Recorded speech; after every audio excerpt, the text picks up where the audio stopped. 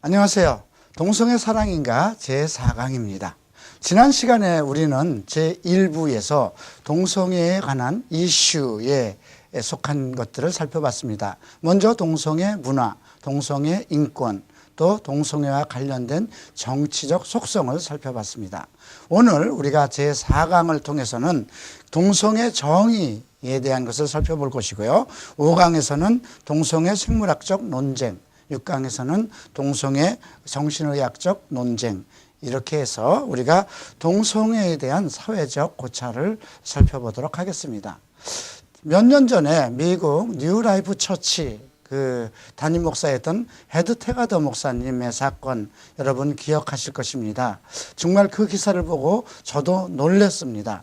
이분은 정말 미국의 그 정치적 영향까지도 미칠 수 있는 미국 복음주의 연합회의 대표셨습니다. 그리고 동성애 결혼을 합법화하는 그러한 그 반대 모임에 정말 전국을 순회하면서 그 설교를 하시고 강연을 하셨던 분인데요. 그분이 동성애자로 정말 그 밝혀져서 큰 논란이 됐죠. 그 후 이제 나중에 완전히 회복됐다는 그러한 말씀을 또 들은 일은 있습니다. 이처럼 그 동성애가 지금 우리 기독교계 안에서도 크게 확산되고 있는데요. 이제 우리가 이 동성애에 대한 전반적인 그 속성을 살펴보기 위해서 동성애에 대한 정의, 언어적 정의 이런 부분부터 살펴보도록 하겠습니다. 먼저 동성애라는 언어가 언제부터 시작됐는가 이런 부분을 좀 살펴보도록 하죠. 자, 동성애는 1869년 그 헝가리 의사 중에 벤거르트라는 분이 처음으로 프로시아 그 법무부 장관에게 보낸 편지에서 사용되었다고 합니다. 그러니까 한 140년 정도 됐나요? 그렇게 동성애라는 말, 호모섹슈얼이라는 말이 그렇게 옛날부터 있었던 말은 아닙니다. 그래서 우리가 요즘에 많은 그 동성애 찬성 쪽에 있는 그러한 그 분들이 성경에 기록되어 있는 뭐 남색이라든가 이런 부분에 대해서 좀 그 회의적인 말들을 하죠. 그러니까 그런 것은 동성애를 표현한 것이 아니다 이렇게 얘기를 합니다. 그러나 이 동성애라는 말이 1869년도에 처음으로 그 어원이 시작됐다고 생각했을 때 우리가 우리 성경에서 남색 또 남자들 뭐 부드러운 여성처럼 행동하는 그러한 사람들 이렇게 표현된 것은 이상하다고 생각하지 않겠습니다. 자, 먼저 우리가 성에 대한 일반적인 용어부터 좀 살펴보도록 하죠. 섹스라는 말. 우리가 참 우리나라 말로는 성 그러면 이해가 되는데요. 그 영어로 섹스하면 왠지 어떤 성적인 행위 같은 느낌이 들기도 합니다. 그러나 섹스는 생물학적으로 남자와 여자를 뜻하는 말이기도 하죠. 그 다음에 젠더라는 말이 있습니다. 도대체 이런 말이 어떻게 생겼는지 모르겠지만 정신적으로의 성적인 구분 뭐 이런 정의를 하고 있습니다. 생물학적 차원이 아니라 정신적 차원에서 남자, 여자의 그러한 구분을 사용하는 그런 용어가 되겠습니다. 그래서 요즘 뭐 트랜스젠더라는 말 그런 그 말도 있습니다만 젠더라는 것은 하여튼 문화적으로 또 정신적으로 보는 어떤 성적인 그런 구분이라고 하겠습니다. 또 우리가 섹슈얼리티라는 말을 많이 사용합니다. 성적 지향이죠. 이것은 이제 그 동성애나 이런 부분을 이제 법률적으로 사용하고자 하는 그러한 심리학적인 용어가 되겠습니다. 또 섹스 아이덴티티라는 말이 또 있습니다. 이 말은 어떠한 그 남성인가 여성인가를 나타날 때 자신의 어떤 성적 주체성을 언급하는 것이라고 하겠죠. 자, 그러면 사실 이런 용어가 만들어진 것은 각 시대가 발달되면서 각 여러 사람들이 어떤 그 발견하고 만들어진 그런 용어라고 보겠습니다. 자, 그러면 성에 대해서는 행위적으로 먼저 우리가 성은 행위로 이어지는 것이기 때문에 행위로 보는 어떤 그런 용어가 또 있음을 볼 수 있습니다. 먼저 이성애라는 말, 또 동성애라는 말, 양성애라는 말도 있습니다. 여러분, 이 말 자체가 저는 이상하다고 생각합니다. 이 말이 아마 동성애를 구분하면서 발생된 말이 아닐까 생각합니다. 원래 인간은 이성애라는 말 자체를 가질 수가 없죠. 태어나면서부터 남자와 여자로 창조가 되었고 남자와 여자와 자연스럽게 만나서 어떤 성생활을 할 수 있도록 그렇게 신체적으로 구조가 되었습니다. 그런데 이제 동성애가 생기면서 이제 그와 상응되는 말을 만들다 보니까 이제 남녀들이 관계를 갖는 것을 이성애로 부르고 그다음에 동성 간의 어떤 결합을 동성애라고 불렀겠죠. 그리고 이제 양성애라는 말이 나옵니다.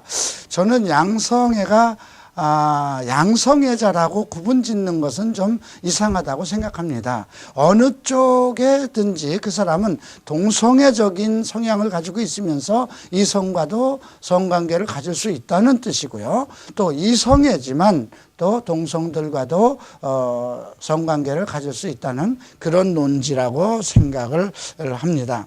자, 이제 동성애와 관련된 용어들을 좀 살펴보죠. 호모섹슈얼은 이미 그 설명을 해드렸습니다. 남성 성기를 중심으로 해서 해석되는 의학적인 용어이기도 합니다. 게이라는 말 들어보셨죠? 원래 기쁘다는 영어죠. 그런데 이것은 동성애자들 중에 특별히 남성 동성애자들을 가리키는 용어입니다. 근데 여러분들 만약에 남성 동성애자들에게 호모야 이렇게 하면 크게 아주 기분 나빠할 것입니다. 그런데 저 친구 게이인가 봐 그러면 그 언어가 기쁘다라는 뜻이 돼서 그런지 그 사람들도 이렇게 나쁜 반응을 갖지 않습니다.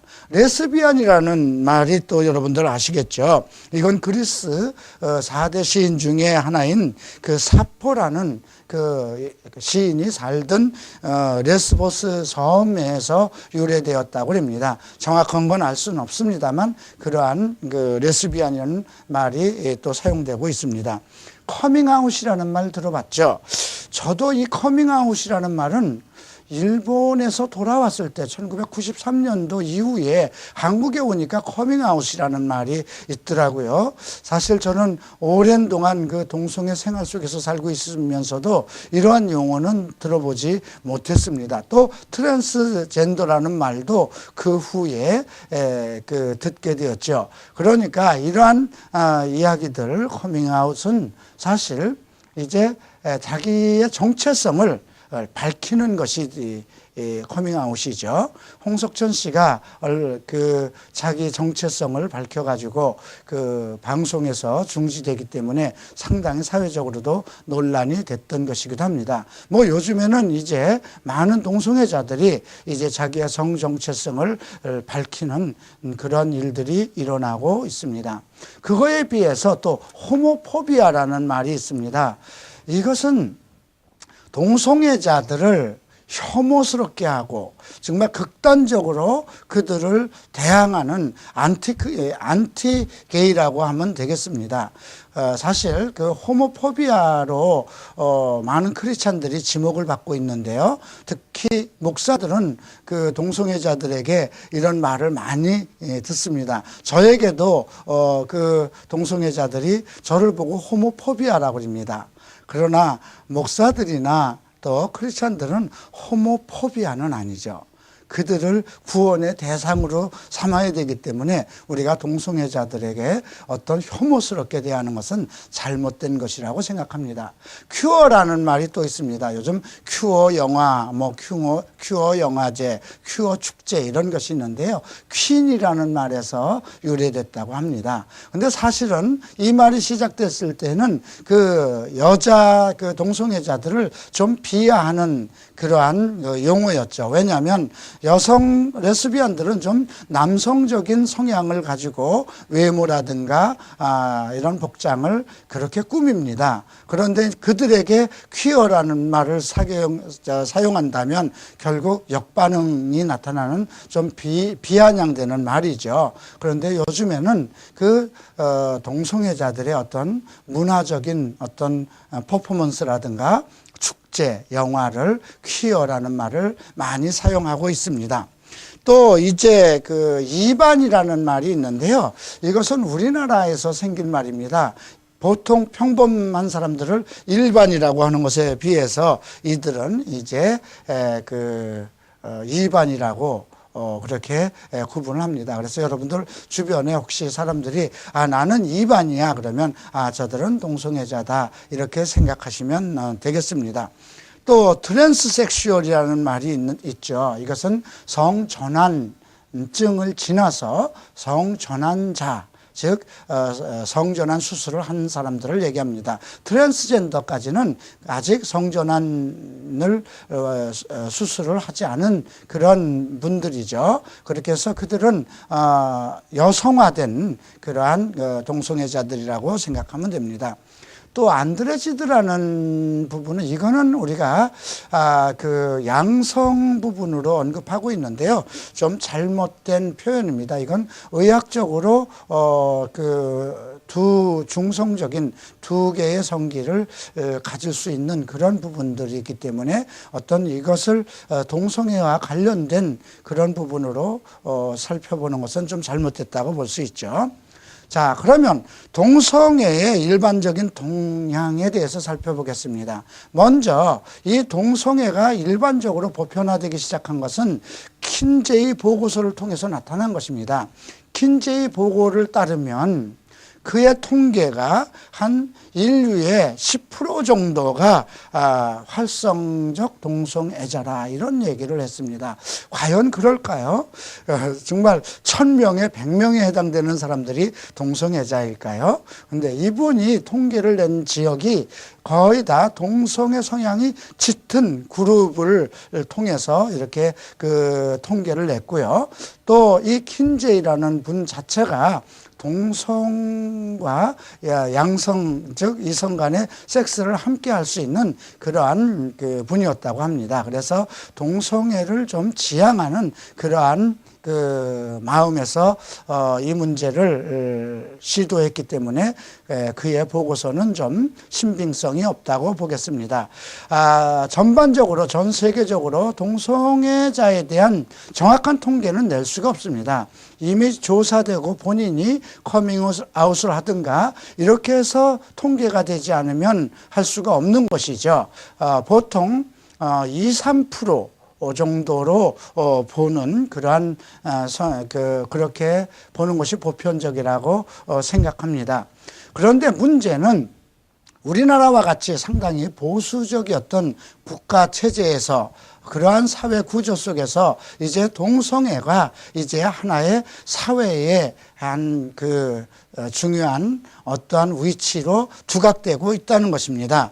동성애 문화가 확산되고 있으면서 이제 일반 대학교까지 이제 동성애 클럽이 이제 확장되고 있죠.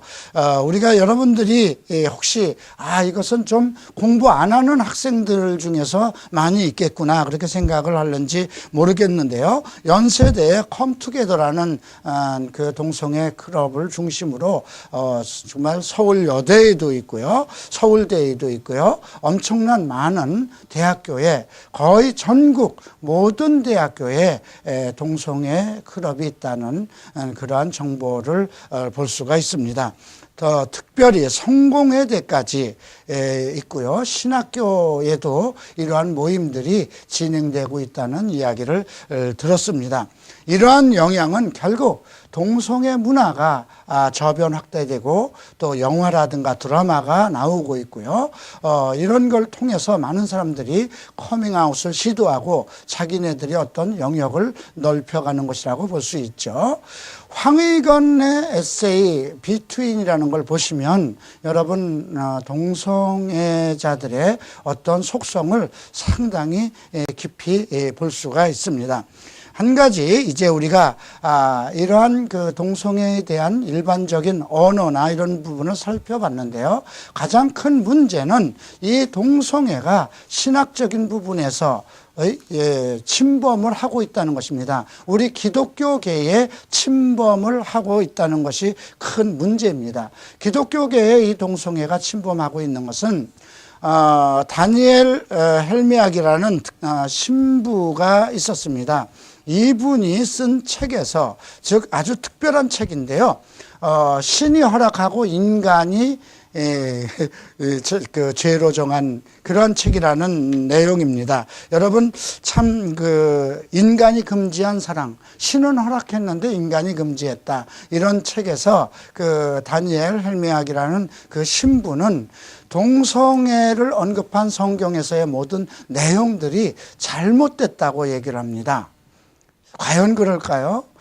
그분은 어떻게 성경을 그렇게 해석하는지 모르겠습니다만, 아까도 얘기했듯이 1869년도에 호모섹슈얼이라는 그 단어가 시작됐다고 했을 때 성경에서 동성애를, 우리 성경은 물론 남색이라고도 얘기를 하고 있고요, 여성처럼 행동하는 자라고도 해석을 하고 있고요, 또 어떤 다른 성경에선 부드러운 남자라든가 여러 가지 언어를 사용하고 있습니다. 그래서 창세기 19장에서부터 레위기 그리고 신약에 이르기까지 동성애 행위에 대해서 여러 부분을 성경은 언급하고 있는데, 그분은 이 모든 부분이 잘못된 해석, 왜 그런 것을 동성애자라고만 해석해야 되느냐, 이런 논리를 말하고 있습니다. 참 그분이 일반적인 어떤 심리학자라든가 일반 학자라면 좀 이해를 할 수가 있겠는데요. 신부라고 하는 분이 이러한 그 논쟁을 시도했다는 것이 참으로 안타깝습니다. 그 이후에 우리 기독교계에서도 동성애에 대해서 잘못 이해하고 있는 그러한 일들이 많이 일어나고 있습니다. 성경 해석에 있어서 여러 가지 좀 그 다른 부분이 있을 수 있습니다.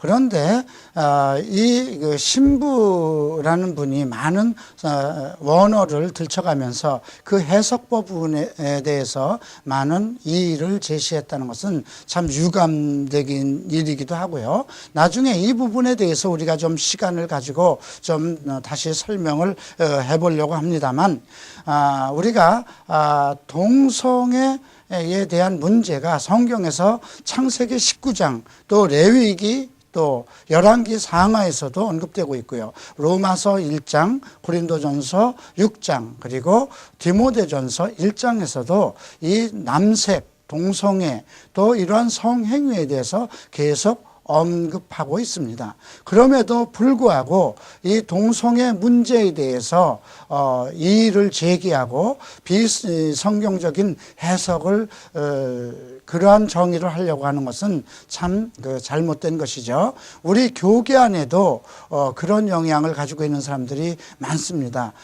정상적으로 일반인들도 생각해보면 동성애가 얼마나 잘못됐다는 것을 다 알고 있는데도 성경에서 언급한 동성애를 정죄한 부분을 크리스찬들이, 더군다나 성직자라고 하는 사람들이 동성애에 대한 다른 이의를 제기한다는 것은 참 바람직하지 못한 일이라고 생각합니다. 우리가 성경은 성경 그대로 보고 성경에서 하나님께서 말씀하는 그 내용, 그 뜻이 무엇인가를 살피는 것이 중요하다고 생각합니다. 동성애 정의, 일반적인 정의는 모든 동성애자들을 비호하기 위한 것입니다. 그러나 우리 크리스찬들은 동성애에 관한 것, 그 외에 모든 인생에 관한 것, 죄에 관한 모든 것은 성경을 기준으로 해야 된다고 생각합니다.